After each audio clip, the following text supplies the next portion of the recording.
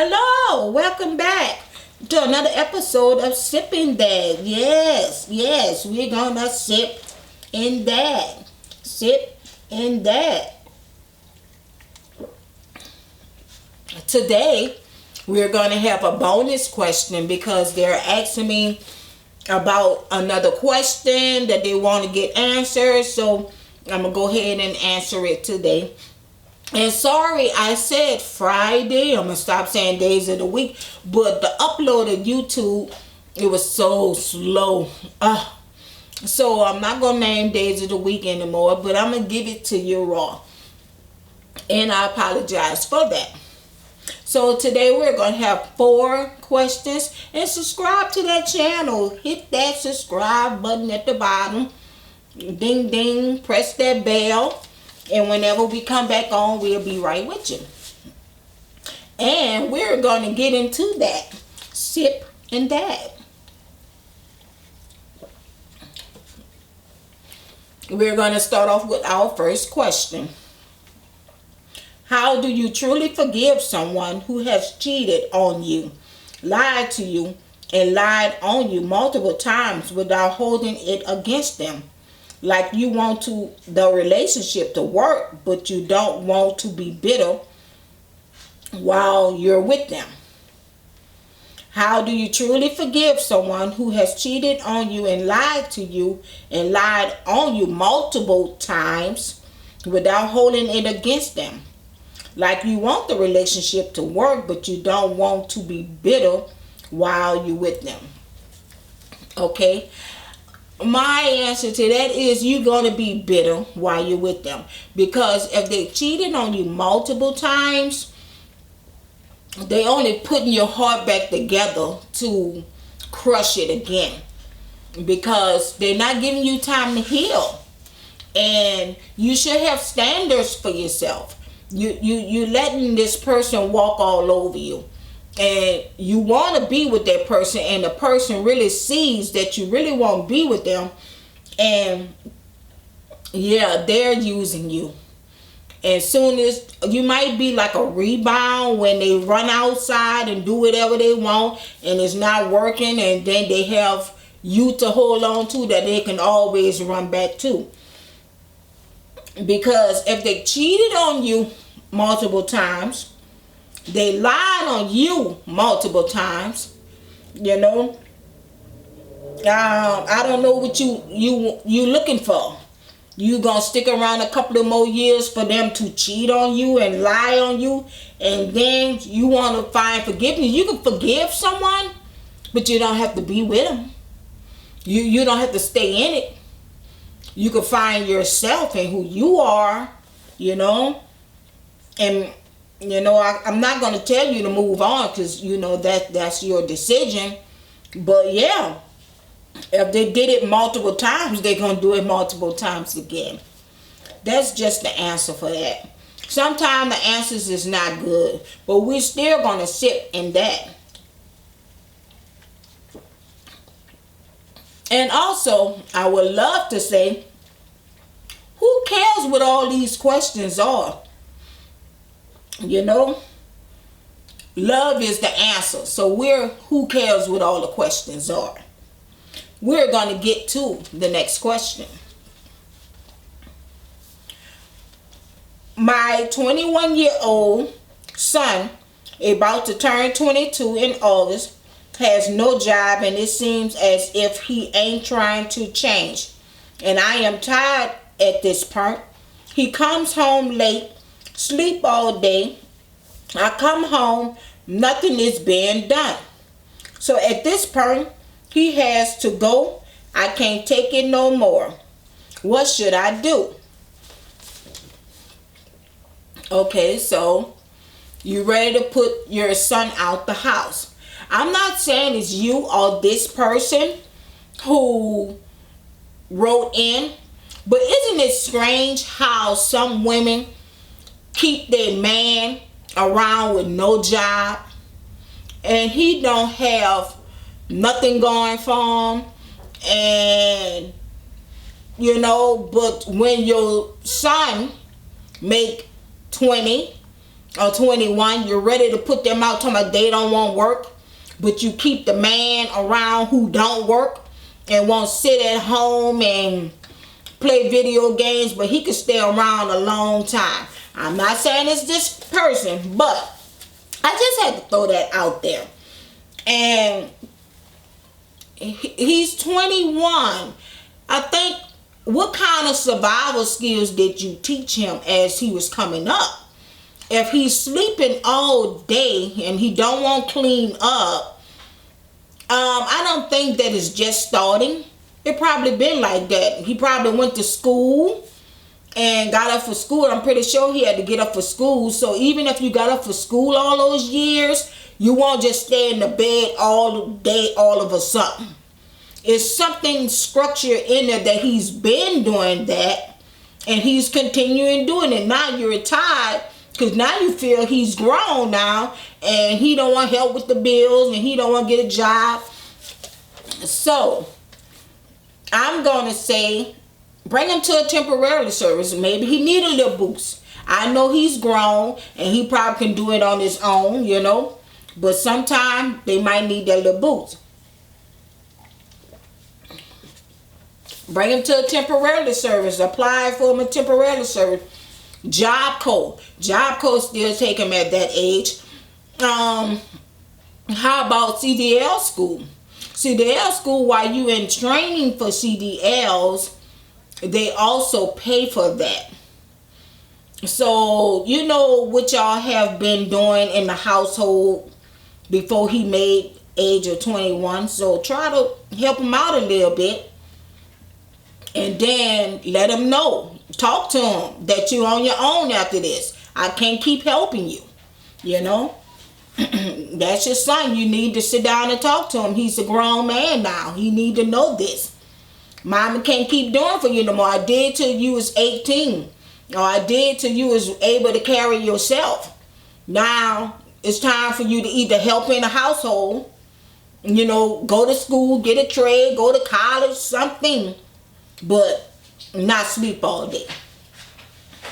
All right. Yes, yes, yes. And by the way, hit that subscribe button. Hit that notification on that bell. Ding, ding, ding, ding. So when we come back, you'll be notified. Yes. But I'm not going to hold you up. We're going to get into the bonus question today. And the bonus question is, what do you do when you don't feel appreciated at work? What do you do when you don't feel appreciated at work? I don't think you go to work to be appreciated. You go to work, it's strictly business to make your money. If they say, hey, we got some extra tasks, we have some OT overtime, would you like to do it? You say yes. Or would you like to stay and do this? You say yes.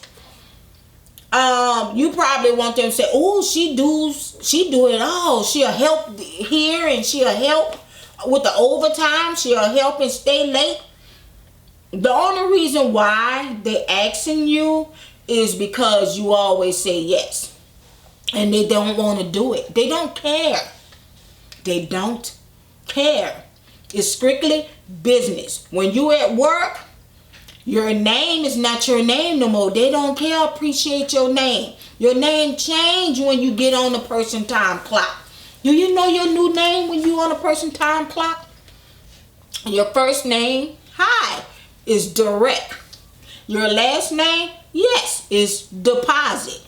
Yes. So your new name is direct deposit. As long as them direct deposits getting in that account, that's all that matters. They don't care about appreciating you. Make your money and go home. Maybe you're trying to fill a void at work that you're not feeling at home.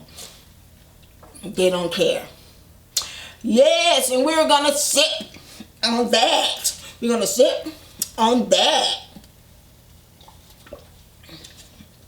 All right. So we're moving right along today. And we have our last question. And remember, I put it in my Gmail. You can send your questions there. You can send your questions in my inbox on my Facebook. Or you can put it right down below and I will get to you. So that's why I had to do a bonus question this week. Because I had too many questions and I just didn't want people to feel that I wasn't answering them. So I went on ahead and did a bonus question. So our last question for today is, it's a little long, so bear with me. And thank you very much for subscribing to my channel. I hope to see you again next week. Because you know what? I would love to hear y'all knowledge about these questions too. Put it down below what you think should happen to the people who's asking these questions. You know, who am I? I'm just a person. So your thoughts might not be my thoughts. It might be something different. And I would like to hear that too. And like we say, love is the answer. Who cares what these questions are? Okay, next one. Hello. I am 20 years old, full-time student, working 2 jobs and currently homeless and struggling to maintain school. I use my refund to get a car so that anytime needed I can just sleep in my car. But it's getting cold outside and the shelters in my areas are full. No matter how old I am, they still turn me down. I am currently looking for a new job so that I am able to afford rent for the student housing apartments next semester, when some come available again. So for now, I will have to stick it out in my car. Honestly, I don't know if I should drop out of school or keep it going. It's so hard. Sometimes I park outside of a 24-hour McDonald's just to do my homework on my tablet. I went to resource centers and talked to my teacher. They just wish me well. What advice can you give? Ooh, there was a lot going on in here. And sometimes you might not want to hear what suggestions I can give. Because what I read in here was you have 2 jobs. You're also going to school. Congratulations. I prefer to stay in school, but I know you're saying it's hard and you want to drop out of school, but I'm thinking stick on in there. You have 2 jobs, you're going to school.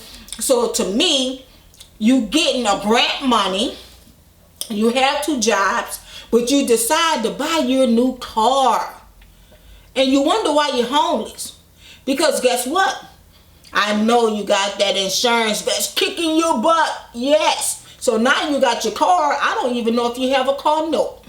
But I do know you have insurance on that car you just bought. And when you just get a car, they want full coverage on there. No liability. But I don't know your situation. But it sounds like you chose to buy a car and be homeless. You say you want to get a new job. It's a lot of money flowing through here. I'm not understanding why. Maybe your credit is not right. Maybe you can't get shelter because your credit is not right. They have second chance housing. Well, they give you a second chance. They might charge you a little bit more down payment to get into the apartment. But yes, check for second chance apartment. You say you're looking for another job. I don't know how much your jobs is paying. But guess what?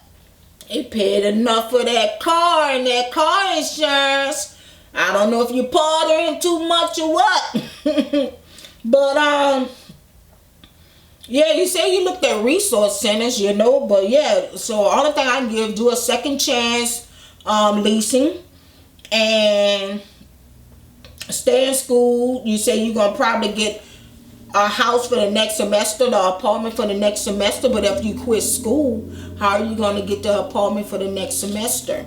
That's an income, you know. And your two jobs is an income. I just feel that you made the choice. You either had to sleep in. You said it's getting cold. Yeah, it is getting cold because you chose a car over your living quarters. So yeah, that's the best I could tell you. It's not affordable. Life ain't affordable right now. But it is what it is. You responsible for whatever you want at that time, and you chose the vehicle. And yes, we're going to sip in that. Sip in that. And thank y'all for coming today. Bye.